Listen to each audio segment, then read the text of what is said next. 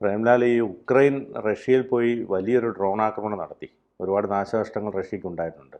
അപ്പോൾ റഷ്യയെ സംബന്ധിച്ച് അതൊരു വലിയ ക്ഷീണവുമായി. റഷ്യ അത് തിരിച്ചടിക്കാനുള്ള ശ്രമമാണ്. പക്ഷേ ഇരു രാജ്യങ്ങൾക്കും മികച്ച പിന്തുണയുമായി കുറേയേറെ രാജ്യങ്ങളുമുണ്ട്.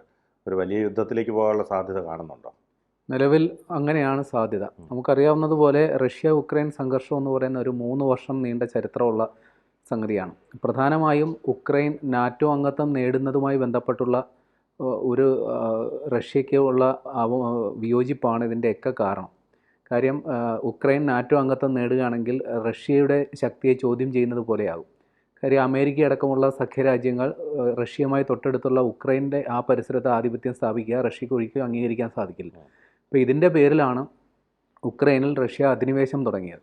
ഏറിയും കുറഞ്ഞും അങ്ങോട്ടും ഇങ്ങോട്ടും പലതരത്തിലുള്ള ആക്രമണം നടന്നിട്ടുണ്ട്. റഷ്യ നടത്തിയ വമ്പൻ ആക്രമണങ്ങളെ ഉക്രൈൻ ഫലപ്രദമായി പലപ്പോഴും ചെറുത്തിട്ടുമുണ്ട്. എന്നാൽ കഴിഞ്ഞ ഇടയിൽ റഷ്യ നടത്തിയ ഒരു ഡ്രോൺ ആക്രമണം ഉണ്ടായിരുന്നു. അതായത് ഇറാനിൽ നിന്ന് വാങ്ങിയ ഷഹീദ് എന്ന് പറയുന്ന വളരെ വില കുറഞ്ഞ ഡ്രോണുകൾ, അത് ഉപയോഗിച്ച് ഏതാണ്ട് 378ഓളം ഡ്രോണുകൾ ഉപയോഗിച്ച് ഉക്രൈനിൽ വൻതോതിലൊരു ആക്രമണം നടത്തിയിരുന്നു. ഏതാണ്ട് 13ഓളം പേർ, കുട്ടികളടക്കം 13ഓളം പേർ കൊല്ലപ്പെട്ടിരുന്നു. എന്നാൽ ഇതിന് ശേഷം ഇരു രാജ്യങ്ങളും തമ്മിൽ സമാധാന ചർച്ച നടക്കുകയും തടവിലാകപ്പെട്ട ഏതാണ്ട് 100 കണക്കിന് പേരെ അങ്ങോട്ടും ഇങ്ങോട്ടും, 300-ൽ പരം പേരെ അങ്ങോട്ടും ഇങ്ങോട്ടും കൈമാറുകയൊക്കെ ചെയ്തിരുന്നു.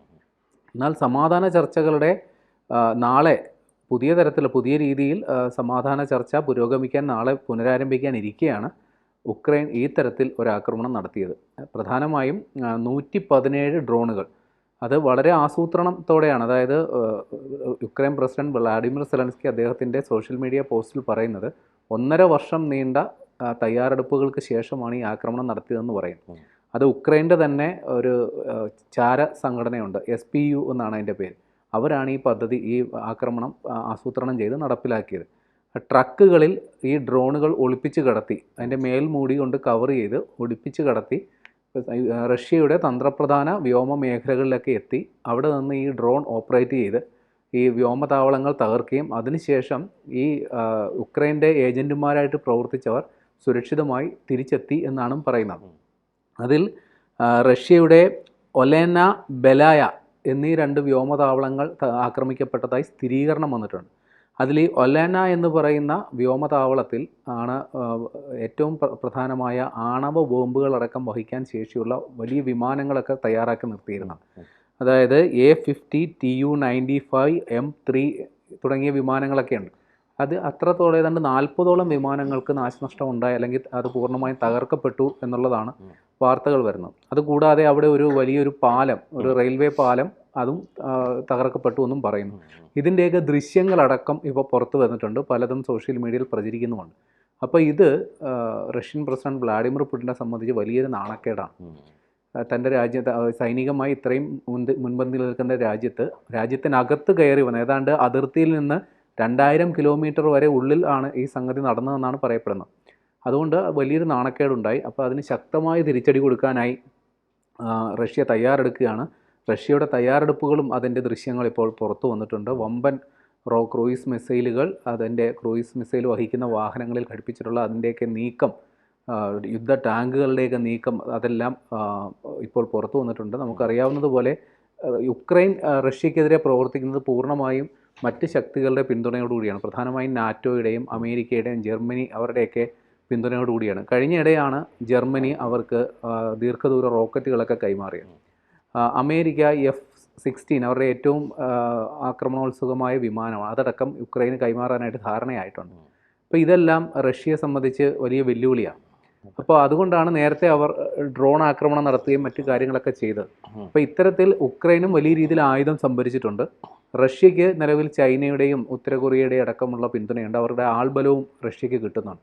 അപ്പോൾ 2 പക്ഷത്തും പല രാജ്യങ്ങളും അണിനിരക്കുന്നുണ്ട്. അതാണ് നമ്മളിപ്പോൾ വീണ്ടും ഒരു ലോകയുദ്ധത്തിലേക്ക് കാര്യങ്ങൾ നീങ്ങുമോ എന്നുള്ളൊരു ആശങ്ക വരുന്നത്. പക്ഷേ സമാധാന ചർച്ചകൾ വലിയ രീതിയിൽ പുരോഗമിച്ചത് ഒരാശ്വാസമുണ്ട്. പക്ഷേ ഇനി ഈ പുതിയ സംഭവവികാസങ്ങളുടെ പശ്ചാത്തലത്തിൽ സമാധാന ചർച്ചകൾക്ക് ഇനി പ്രസക്തി ഉണ്ടോ എന്നറിയില്ല. ഏറ്റവും ഒടുവിലത്തെ സമാധാന ചർച്ചയിൽ ഉക്രൈൻ ഒരു മെമ്മോറാണ്ടം, അതായത് ഏതൊക്കെ മേഖലകളിൽ നിന്ന് സൈന്യം പിന്മാറണം, മറ്റ് അതുമായി ബന്ധപ്പെട്ട ഒത്തുതീർപ്പ് ധാരണകൾ സംബന്ധിച്ചൊരു മെമ്മോറാണ്ടം തയ്യാറാക്കി റഷ്യക്ക് കൈമാറിയിരുന്നു. എന്നാൽ റഷ്യയുടെ ഭാഗത്തു നിന്ന് അങ്ങനൊരു നടപടി ഉണ്ടായിട്ടില്ല.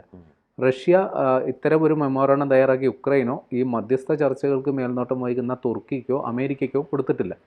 അപ്പോൾ വ്ളാഡിമിർ സെലൻസ്കി അക്കാര്യവും വ്യക്തമായി പറഞ്ഞിട്ടുണ്ട്. അതായത് ഇത്തരത്തിൽ സമാധാന ചർച്ചകൾക്ക് ഞങ്ങളൊരു രേഖ തയ്യാറാക്കി റഷ്യക്ക് കൊടുത്തു, പക്ഷേ അവർ ഇതുപോലെ ഒരു രേഖയും ഞങ്ങൾക്ക് തന്നിട്ടില്ല. ആ ഒരു പശ്ചാത്തലത്തിൽ കൂടിയാണ് ഇത്തരത്തിലൊരു ഡ്രോൺ ആക്രമണം നടത്തിയതെന്നാണ് ഉക്രൈൻ്റെ വാദം. ഏതായാലും വലിയ രീതിയിലുള്ള പടക്കോപ്പുകളും അണിയറ നീക്കങ്ങളും രണ്ട് ഭാഗത്തും നടക്കുന്നുണ്ട്. ഏതായാലും ഉക്രൈനും റഷ്യയ്ക്കും പിന്തുണയുമായി ഒരുപാട് രാജ്യങ്ങളുണ്ട്. ഇപ്പോൾ ചൈന അടക്കം ചൈന റഷ്യയ്ക്ക് പിന്തുണ നൽകുക, അതോടൊപ്പം തന്നെ ഉക്രൈന് പിന്തുണയുമായി ഏതൊക്കെ രാജ്യങ്ങളാണ് ഇപ്പോൾ നിലവിലുള്ളത്? അതായത് നാറ്റോ സഖ്യത്തിൽ ഉക്രൈൻ അംഗമാകാൻ പോകുന്നു എന്നുള്ള, അല്ലെങ്കിൽ അതിനുള്ള ശ്രമങ്ങൾ നടത്തുന്നു എന്നുള്ളതാണ് ഈ പറയുന്ന റഷ്യയുടെ ഏറ്റവും വലിയ വിയോജിപ്പിന് കാരണം.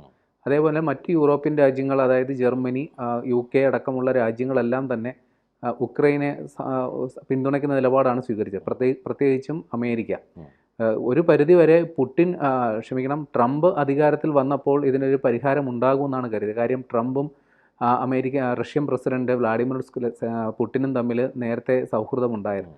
പക്ഷേ ഈ അടുത്ത കാലത്ത് രണ്ടു നേതാക്കളുടെയും ബന്ധത്തിൽ വലിയ ഉലച്ചിലുണ്ടാകുകയും ഈ സമാധാന ചർച്ചകൾക്ക് പുടിൻ സന്നദ്ധനാകുന്നില്ല തരത്തിൽ ട്രംപ് പരസ്യ പ്രസ്താവന നടത്തുകയൊക്കെ ചെയ്തിരുന്നു. അപ്പോൾ അമേരിക്കയ്ക്കും ഇനി റഷ്യയോട് ഏതെങ്കിലും തരത്തിൽ അനുഭാവമില്ല എന്നൊരു നിലപാട്, അവർ പൂർണ്ണമായും ഉക്രൈൻ്റെ പക്ഷത്ത് നിൽക്കുന്ന ഒരു അവസ്ഥയിലേക്കും കാര്യങ്ങൾ എത്തിയിട്ടുണ്ട്. അപ്പോൾ ഞാൻ നേരത്തെ പറഞ്ഞ പോലെ വമ്പൻ ശക്തികളാണ് രണ്ട് പക്ഷത്തും അണിനിരക്കുന്നത്. റഷ്യയെ സംബന്ധിച്ച് ആയുധങ്ങൾക്ക് പഞ്ഞമില്ലാത്ത രാജ്യം, അവർക്ക് ആൾബലത്തിനാണ് കുറവ്, ആയുധങ്ങൾ ഒരുപാടുണ്ട്.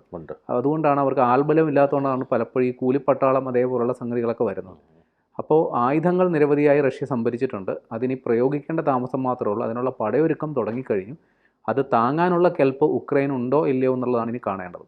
അപ്പോൾ ഒരു ലോക യുദ്ധത്തിലേക്ക് എന്ന രീതിയിൽ തന്നെ നമുക്കതിനെ കാണാൻ കഴിയില്ല അങ്ങനെ വന്നാൽ. തീർച്ചയായിട്ടും. കാര്യം വലിയ രീതിയിലുള്ളൊരു ഏറ്റുമുട്ടൽ ഉറപ്പായിട്ടും ഉണ്ടാകും. കാര്യം റഷ്യയെ സംബന്ധിച്ച് അവർക്ക് നാണക്കേടുണ്ടായി, അതിനെ ഒരു പകരം വീട്ടുക തന്നെ ചെയ്യും. അത് ഏത് തരത്തിലാകും എന്നുള്ളതിനെക്കുറിച്ച് മാത്രമാണ് ഇനി ചർച്ചയുള്ളത്. ചിലപ്പോൾ വമ്പൻ ബോംബ് സ്ഫോടനങ്ങൾ, ഈ റോക്കറ്റുകൾ ഉപയോഗിച്ച് വലിയ വമ്പൻ സ്ഫോടനങ്ങൾ തന്ത്രപ്രധാന കേന്ദ്രങ്ങൾ, ഒരുപക്ഷെ ഈ ഉക്രൈൻ പ്രസിഡന്റ് വ്ളാഡിമിർ സെലൻസ്കിയുടെ ആസ്ഥാനത്ത് ഭരണസിരാ കേന്ദ്രത്തിൽ പോലും വമ്പൻ സ്ഫോടനങ്ങൾ നടത്താനുള്ള ശേഷി റഷ്യയെ സംബന്ധിച്ചുണ്ട്. അതിനുള്ള സാങ്കേതിക വിദ്യ, ആയുധങ്ങളുമുണ്ട്. പക്ഷേ ആ തരത്തിൽ നമ്മൾ പ്രതീക്ഷിക്കുന്ന പോലെ, അതായത് പ്രചരിപ്പിക്കപ്പെടുന്നത് റഷ്യ ഉക്രൈനിൽ ആണവ സ്ഫോടനം നടത്തും എന്ന തരത്തിലാണ്. കാര്യം വലിയൊരു പ്രതികാരം അവർ ചെയ്യുന്നത്. പക്ഷേ അത്തരത്തിൽ കാര്യങ്ങൾ നീങ്ങുമോ എന്നുള്ളത് നമുക്ക് ഈ ഘട്ടത്തിൽ സാധിക്കില്ല. കാര്യം ഒരു ആണവ യുദ്ധം ആരും ആഗ്രഹിക്കുന്നില്ല എന്നുള്ളതാണ് വാസ്തവം. എത്ര വലിയ പ്രതികാരത്തിന് മുതിർന്നാലും റഷ്യ ഒരു ആറ്റം ബോംബ് ഉക്രൈനെതിരെ പ്രയോഗിക്കുമെന്ന് നമുക്ക് ഈ ഘട്ടത്തിൽ അനുമാനിക്കാൻ സാധിക്കില്ല. പക്ഷേ വലിയ രീതിയിലുള്ള ഒരു ആക്രമണം ഉക്രൈനെതിരെ ഉണ്ടാകും എന്നുള്ളത് ഉറപ്പാണ്. അങ്ങനെ ഉണ്ടായാൽ മറ്റ് രാജ്യങ്ങൾ അത് കൈയും കെട്ടി നോക്കി നിൽക്കുമോ ഇല്ലയോ എന്നുള്ളതാണ് ഇനി കാണേണ്ടത്. അങ്ങനെ അല്ലെങ്കിൽ ഈ പറഞ്ഞ പോലെ മറ്റൊരു ലോകയുദ്ധത്തിലേക്ക് കാര്യങ്ങൾ നീങ്ങാനുള്ള സാധ്യത കൂടുതലാണ്. കൂടുതൽ വാർത്തകളും വിശേഷങ്ങളും നിങ്ങളിലേക്ക് എത്താൻ ABC മലയാളം സബ്സ്ക്രൈബ് ചെയ്യുക, ബെൽ ബട്ടണും അമർത്തുക.